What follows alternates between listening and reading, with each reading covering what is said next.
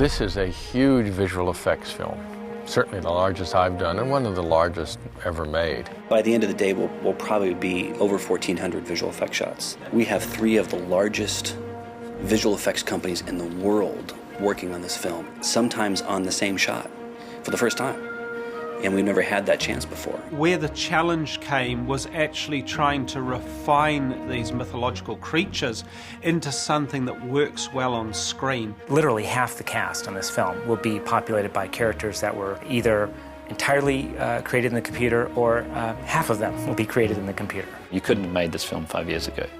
You couldn't have done a completely photorealistic lion 5 years ago. You couldn't have joined completely photoreal legs onto a human body 5 years ago. I mean, this is the right time to be making the film. What we're taking care of on this show is the beavers, the wolves, and the fox. The fox in the movie is a fully CG fox. The wolves are sort of mixed live action with CG. Some of the trickier elements are mixing live-action wolves in the same pack of the CG wolves and putting them in the same world and making them look completely believable, because, of course, that's the trick. There's a huge amount of pressure on the visual effects side to deliver creatures that you believe are actually in the scene and acting alongside our real cast. There's a side of acting that's kind of playing make-believe, and when we're acting to our ping-pong balls and on, our various models and stuffed toys, it's still just being make-believe, and you just totally immerse yourself in the situation. And cut. And the challenge is really to bring it home as absolutely believable characters on the screen. Aslan's return. Thomas' arrest, the secret police, it's all happening because of you. You're blaming us. There's a prophecy. One of the biggest things we had to figure out was how we're going to make a CG lion that really lives up to what everyone's expecting of Aslan. When you see Aslan, you should be as terrified of him as you would be a real lion. You should be as attracted to him as, wanting to pet a real lion. So to me, the animation first has to have the sense of weight and believability that doesn't look like animation. You want an audience to look at it and say, how in the world do they put an 8-year-old girl, in the same scene with a lion? Aslan's been 2 years in the making, and he's now making it to screen.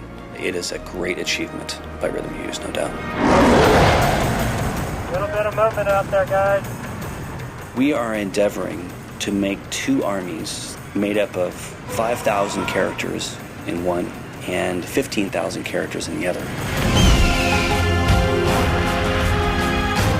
The order of business for a shot typically is build the background first and do layers as you get closer and closer to the camera. We receive film either at Sony or Rhythm & Hughes, and we put layers of people in or creatures after they have.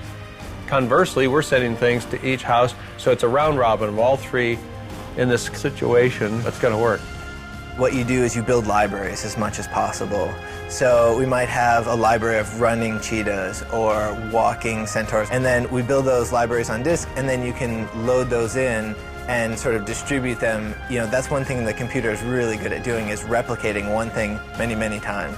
So getting computer-generated characters to fight each other, and then Rhythm Hughes is adding that extra added thing of being able to add thousands of characters fighting in the background using a piece of software called Massive, which was used on Lord of the Rings. It's an artificial intelligence program that can take actions that have been captured, and they create these brains for each one of the characters. So they're all different. They all move different and act different. We now have the ability to create digital creatures that have their own intelligence. You get emergent, intelligent behavior in a real battle just unfolding before your eyes. It's almost like we're watching it happen, then carefully directing it. Our striving every day is to try to make what we have seen in our imagination come to life.